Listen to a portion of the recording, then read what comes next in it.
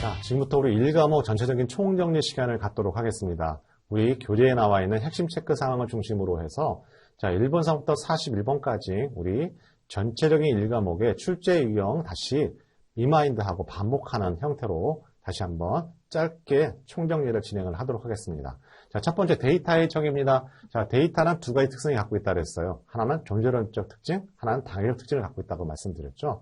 자, 하지만 존재론적 특징, 객관적 사실로서의 존재적 특징은 자, 객관적 사실, 중요하지 않은 객관적 사실일 뿐이다. 다시 한번 오답 보기에서 자, 확인해 주시기 바랍니다. 그래서 자, 객관적 사실로서 존재적 특징인 동시에 우리 당위적 특성을 갖고 있는데요. 자, 출제형이란 뭐냐? 자, 데이터는 개별 데이터 자체로는 의미가 중요하지 않은 객관적 사실을 의미한다는 거. 근데 중요하다고 얘기를 하게 되면 잘못된 오답 보기라는 거 다시 한번 확인 부탁드리도록 하겠습니다. 자, 이와 같은 데이터의 유형은 크게 뭐로 나눠진다고요? 정성적 데이터와 정량적 데이터로 나눠진다고 말씀드렸죠. 그래서 우리 시험 문제에서는 정성적 데이터와 정량적 데이터를 구분하는 문제가 시험 문제가 나온다.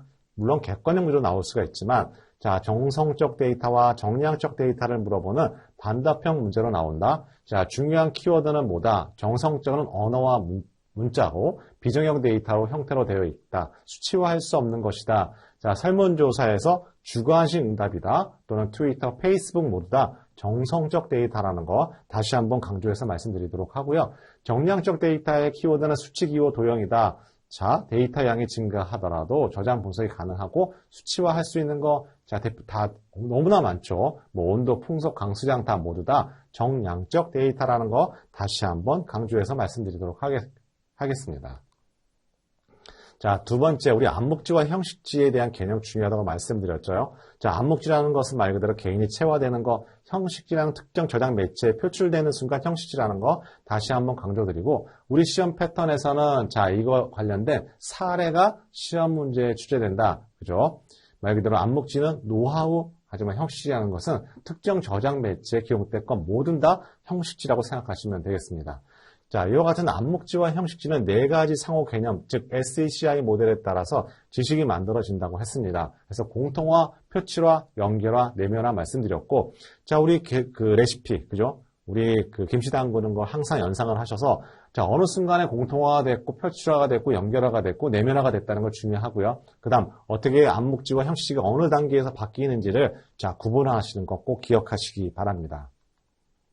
자, 우리 데이터와 정보의 관계에서 자, 계층적인 구조로 우리는 묘사할 수 있는 것들이 바로 DIKW 피라미드 구조라고 했어요. 그래서 데이터의 정의, 인포메이션의 정의, 지식의 정의, wisdom의 정의를 물어보는 게 출제 포인트와 동시에 그와 같은 사례를 알고 있는 것이 굉장히 중요하다고 제가 말씀을 드렸죠. 그래서 데이터란 정의, 인포메이션이란 정의, 지식이란 정의, 지혜란 정의에 밑에 각각의 사례, 정의와 연결 되어 있는 부분들. 그래서 우리 시험 문제 패턴은 자, 연결이 잘 되어 있는지 잘못되어 있는지 물어볼 수도 있고 해당되는 문제, 정보를 물어보는 문제, 지식 물어보는 문제, 단답형 문제로도 출제됐다고 제가 거듭 말씀을 드렸다고 할 수가 있습니다. 자, 데이터베이스 정의 기본적인 어원이 어떻게 나왔다는 거 아시면 되겠고요. 자, DB와 DBMS는 서로 다른 개념이다 라고 생각하시면 되겠습니다. 그 다음에 DBMS의 발전 과정이 쭉 나와 있는데요. 우리가 눈여겨보아야 할 것은 2세대에 나와 있는 RDBMS 중요하고요. 자, 그 예도 중요하다고 할 수가 있습니다. 오라클, XS MySQL 다 모두 2세대 RDBMS라고 할 수가 있고 엑셀과 같은 스프레드시트 형태 행과 연로 구성이 되어 있다. 자, 3세대 객체 지향이란 개념, 우리 클래스와 객체, 상속의 개념이 들어가 있는 객체 지향 DBMS이 이 중에서 가장 중요한 출제 포인트라는 거 여러분 기억하시고요. 자, 네 번째, 우리 4세대 NoSQL DBMS 다 어떤 구조라고요? 비관계형 데이터베이스. 뭘 저장한다고요? 비정형 데이터. 이렇게 여러분 이해하시면 되겠습니다. 이렇게 RDB와 ODB의 차이점이 있다는 거 정도만 테이블 보시고 확인해 주시면 되고요. 자, 중요한 거 우리 데이터 유형 크게 세 가지 유형으로 나눠진다고 할 수가 있어요. 정형, 반정형, 비정형. 중요한 키포인트는 무엇이냐? 정형과 비정형을 구분하는, 정형과 반정형을 구분하는 거. 정형에는 고유한 데이터 스키마가 있다는 거. 하지만 반정형에 뭐가 있다고요? 메타데이터가 있다는 거. 자, 비정형에는 어떤 형태와 구조가 별도로 없습니다. 자, 데이터의 종류도 중요한데요. 자, 정형 데이터는 RDB와 스프레드시트에 해당된다면 반정형은 HTML, JSON, 웹 문서, 센서 데이터 모두 다 반정형 데이터라는 거 여러분 꼭 기억하시기 바랍니다. 자, 스키마라는 거 과거에 한번 딱 출제가 됐는데요. 자, 그 스키마에 대한 정의가 구조를 만드는 것 구체적으로 데이터베이스의 구조와 제약 조건을 기술한 거 우리는 스키마라고 해요. 그죠? 상품 가격은 숫자형으로 되어 있어야 되고 이와 같은 자, 구조학 제약 조건 다 모두 다 스키마라고 한다고 할 수가 있습니다. 자, 데이터베이스 설계 순서, 4가지 순서를 알고 있는 문제, 우리 시험 문제에서 2번 출제됐다고 제가 말씀을 드렸죠. 요구 조건 분석, 개념적 설계, 논리적 설계, 물리적 설계 순서를 아는 문제, 출제 포인트라고 할 수가 있고, 자, 넘버 12번 문제에는 데이터베이스의 특징 4가지라고 할 수가 있습니다. 통합된 데이터, 저장된 데이터, 공용 데이터, 변화되는 데이터인데 특히 어떻게 마지막에 체인지 데이터를 언체인지 데이터라고 해서 여러분 현혹시켜서 오답 보기 나오는 문제 다시 한번 기억해 주시기 바라겠습니다. 다음은 데이터베이스의 특성인데요. 여기 5가지 있지만 우리 그동안 시험 문제 한 번 출제했다고 말씀드렸고 3번과 4번을 바꿔서 오답 보기로 잘못 연결되는 문제. 자, 한 번쯤은 그냥 여러분이 그냥 읽어봐 주시면 되는 문제가 바로 13번의 데이터베이스의 특성이라고 할 수가 있습니다.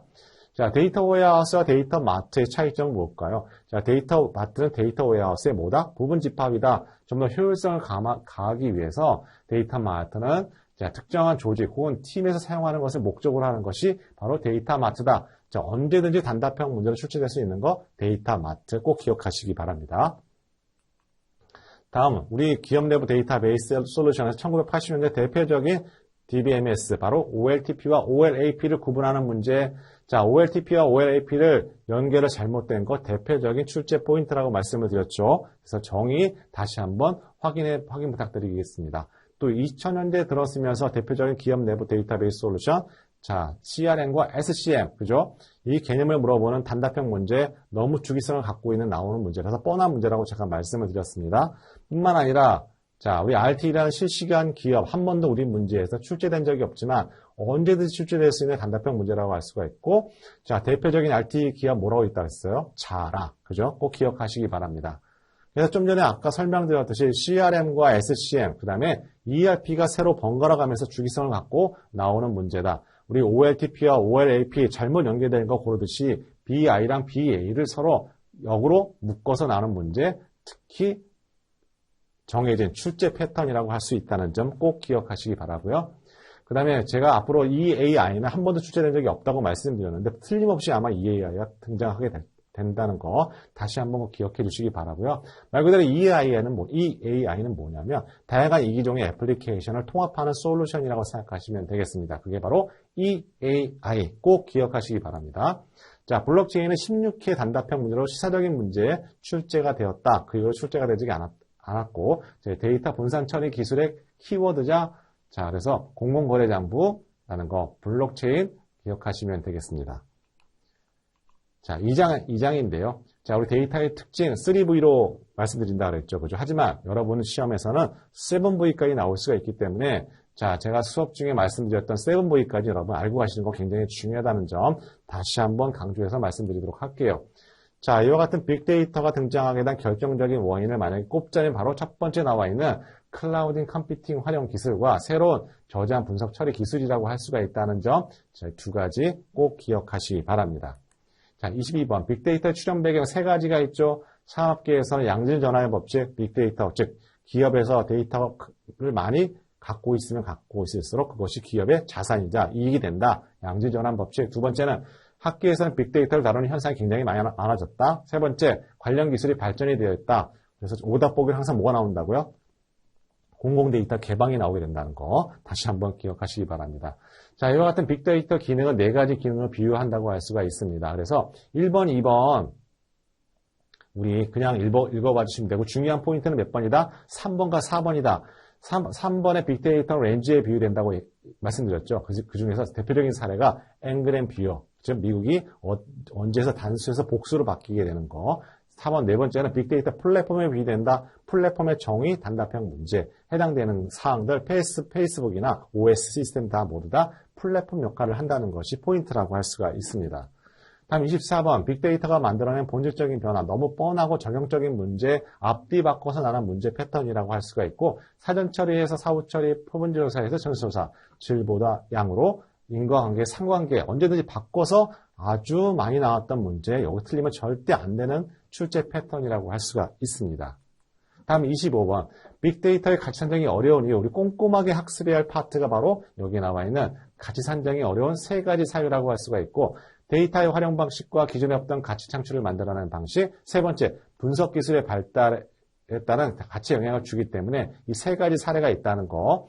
그 중에서도 우리는 데이터 활용 방식을 재사용 사례, 다목적용 사례, 재조합 사례로 이렇게 구분해서까지 여러분 알고 가시는 거 중요하고요. 물론 여기에 나와 있는 2번, 4번에 나와 있는 사례도 역시 중요하다고 제가 말씀드릴 수가 있습니다. 자, 빅데이터의 활용 대표 사례 세 가지가 있는데 우리 시험 문제에서는 뭐가 기업 활용 사례가 2번 출제됐다 말씀드릴 수가 있고, 중요한 거 우리 구글 검색에서 뭐가 있다고요? 어떤 알고리즘 쓴다고요? 자, 페이지 랭크 알고리즘 쓴다는 거. 자, 언제든지 단답형으로 나올 수가 있어요. 그 다음에 월마트의 구매 패턴 분석, IBM의 왓슨. 자, 중요한 건 기업 활용 측면이라고 생각할 수가 있습니다. 자, 27번.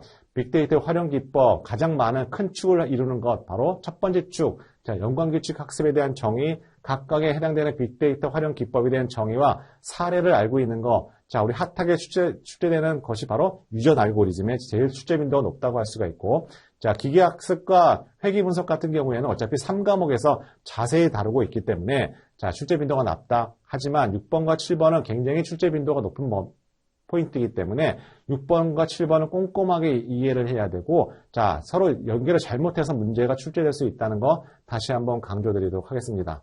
자, 1과목의 또 다른 하나의 축이라고 할 수가 있는 자, 빅데이터 시대의 위기 요인과 통제 방안. 자, 위기 요인 사생활 침해 책임 원칙의 훼손에 위기 요인이 있고 각각의 통제 방안이 어떤 것들이 있는지 꼭 오답 보기로 잘못 연결된 거 출제된다는 거 다시 한번 기억해 주시기 바라고요. 세 번째 우리 위기 요인 데이터의 오용이라고 할 수가 있고, 자, 이에 관한 통제 방안 알고리즘의 접근권 하면서 우리 알고리즘 미스트라는 단답형 예상 문제가 등장한다는 거. 알고리즘 미스트가 뭐라고요?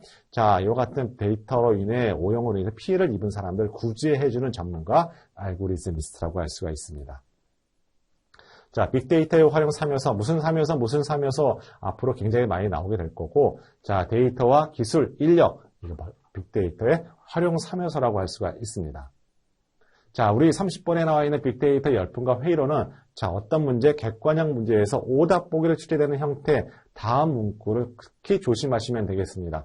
자, 빅데이터 분석은 데이터에서 가치, 통찰력을 끌어내는 것이 성과를 창출하는 것이 관건이라고 할 수가 있죠. 만약에 문제 보기에서 복잡하고 다양한 데이터를 최적화 능력이 받듯이 최고의 가치를 창출한다라고 하면 잘못된 오답 보기라고 생각하시면 되고요. 중요한 건 가치에 적합한 분석을 하는 것이 중요하다라고 말씀드릴 수가 있습니다. 두 번째, 데이터가 크기가 클수록 좋은 것이 바로 핵심이다라고 하면 잘못된 오답 보기라는 것. 자, 빅데이터와 관련된 걸림돌은 자, 비용이 아닙니다. 그죠? 분석적 방법과 성과에 대한 이해 부족이라고 할 수가 있고, 자, 세 번째, 대부분의 성과가 높은 기업일수록 우리 데이터 기반에 의한 의사결정을 하는 건 맞지만 성과가 우수한 기업들도 다 가치 분석적 통찰력을 갖고 있다고 할 수가 있다? 자, 할 수가 없다고 할 수가 있습니다. 여기 가치 분석적입니다. 여기 역은 오타로 바꿔주시기 바라고요. 중요한 건 무엇이냐? 기업의 핵심 가치와 관련된 전략적 통찰력을 가져다주는 데이터 분석을 내재화하는 것은 그만큼 쉬운 일이 아니라고 할 수가 있습니다. 자, 31번, 1차적인 분석과 전략 도출을 위한 가치 기반 분석이라고 할 수가 있는데요. 자, 1차적인 분석을 통해서 하는 거는 태생적인 한계를 가질 수밖에 없습니다. 그래서 어떻게 전략 도출을 위한 가치 기반 분석이 어떤 거라고요? 줌 아웃하는 거라고요. 근데 어떻게 줌 아웃을 합니까? 인구 통계학적 변화 또는 경제 사회 트렌드, 고객 니즈 변화를 고려해야 한다고 할 수가 있습니다. 즉, 업계 상황에 한정해서 바라보지 말고 더 넓은 시야에서 차별화를 통해서 고려를 해야 된다라고 말씀드릴 수가 있고, 자, 우리 기출문제 다시 한번 말씀드렸지만 데이터 분석은 자, 모델 밖의 요인들을 같이 분석하게 되면 예측력이 떨어진다고 할 수가 있고, 모델 법이 외 것들을 포함한다 하면 잘못된 오답 보기라는 거 반드시 기억하시기 바랍니다. 자, 데이터 사이언스와 데이터 마이닝 통계학의 차이점. 자, 데이터 사이언스 통계학은 어떨까요? 정형에 포커싱이 되어 있다. 데이터 마이닝은 분석에만 되어 있지만 데이터 사이언스라는 것은 이와 같은 걸 다 포함한 총체적인 학문이다. 데이터 공학, 수학, 통계학, 컴퓨터 공학, 시각화, 해커의 사고 방식까지 모두 다 종합한 학문으로 정의된 거 데이터 사이언스. 우리 출제 패턴은 데이터 사이언스와 통계학과 데이터 마이닝의 차이점, 그 다음에 데이터 사이언스를 물어보는 정의에 관련된 문제가 우리 시험의 출제 포인트라고 할 수가 있습니다. 이와 같은 데이터 사이언스는 세 가지 핵심 구성 요소로 되어 있죠. 컴퓨터 공학에 관련된 IT, 통계나 데이터 분석적 관련된 애널리틱스 부분 영역, 또한 해당되는 전문 분야의 비즈니스, 도메인 분야 영역이라고 하게 되는 비즈니스 영역으로 구성이 되어 있다라고 하시면 되겠고, 자, 데이터 사이언스가 갖춰야 할 아주 핵심적인 사항들이 여러 가지가 있지만, 제가 가트너라는 회사에서 언급한 데이터 사이언스 역량, 자, 이 네 가지가 중요한 것이 아니라 뭘 강조하기 위해서, 자, 소프트 기능, 즉, 소프트 스킬을 강조하기 위해서 나타난 PT라고 할 수가 있고, 그 소프트 스킬 중에서 커뮤니케이션 또는 콜라보라고 할 수 있는 협력, 리더십, 창의력 다 모두 다 소프트 스킬에 해당된다고 할 수가 있습니다. 하지만 모든 회사 기관에서 다 전문가들이 다 공통적으로 얘기하는 것은 자, 어떤 걸까요? 호기심이라고 할 수가 있습니다. 호기심이라는 건 어떤 거냐면 문제의 이면을 파고들고 질문을 찾고 검증 가능한 가설을 또 세우는 거, 이런 게 바로 호기심이라고 할 수 있다는 거 여러분 꼭 기억하시기 바랍니다.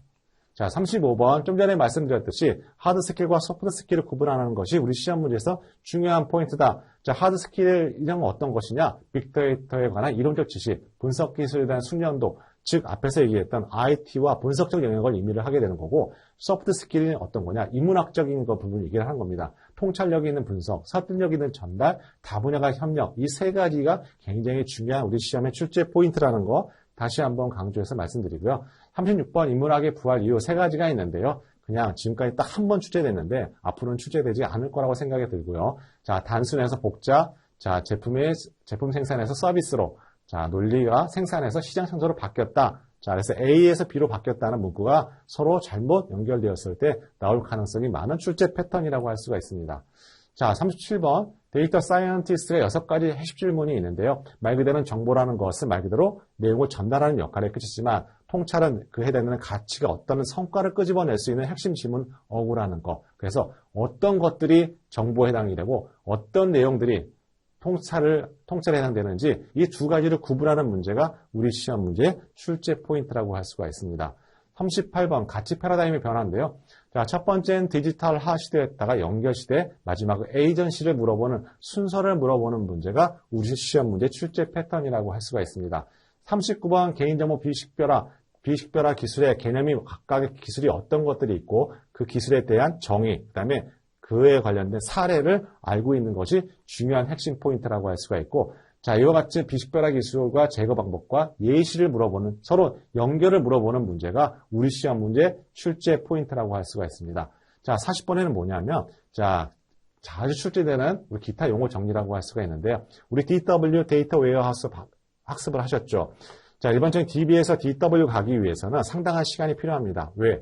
그 데이터를 표준화시켜서 변환시켜야 하기 때문에 우리 그걸 ETL이라고 말씀드렸죠. 하지만 데이터 레이크는 그 전에 가공되기 전에 순수한 데이터를 바로바로 실시간에 끌고 와서 분석할 수 있을 때 필요한 용어라고 할 수가 있고 이거를 우리는 데이터 레이크 원시 자료라고 할 수가 있습니다. 그죠? 그래서 한번 우리 시험 문제 출제된 적이 있기 때문에 데이터 레이크라는 거 꼭 기억하시기 바라고요. 두 번째 서비타이제이션, 정수기 회사 생각하면 쉽게 이해된다고 말씀드렸죠. 자, 정수기도 팔고 서비스를 제공하는 형태의 단어 서비타이제이션. 마지막에 딥러닝. 우리 나중에 3과목에서 인공신경망 AN을 학습하시게 될 건데요. 유닉층이 여러 가지 있는 거. 우리 딥러닝이라고 하게 되고 우리 시험 문제 1과목에서는 인공신경망과 관련된 얘기가 나오면서 딥러닝을 물어보는 자, 문제, 객관형 문제, 단답형 문제 언제든지 출제될 수 있다는 점 다시 한번 기억하시기 바랍니다. 자, 우리 1과목 전체적인 과목을 정리를 했는데요. 이렇게 여러분들이 계속 반복을 하시게 되고 2과목도 마찬가지예요. 3과목도 마찬가지고 하게 되면 1과목과 2과목과 3과목이 다 연결되어 있다는 걸 여러분은 인식하시게 될 건데요. 자, 이렇게 반복 학습을 통해서 자, 여러분 시험장에 가서 어떻게 한다고 시험 문제 풀러 가시는 것이 아니라 내가 암기를 했던 시험 문제가 어떻게 나왔나 그래서 확인하는 작업이 바로 우리 ADS-B 시험이라는 점 다시 한번 강조드리고요. 자, 2과목 할 때 여러분 다시 찾아뵙도록 하겠습니다. 여러분 수고하셨습니다.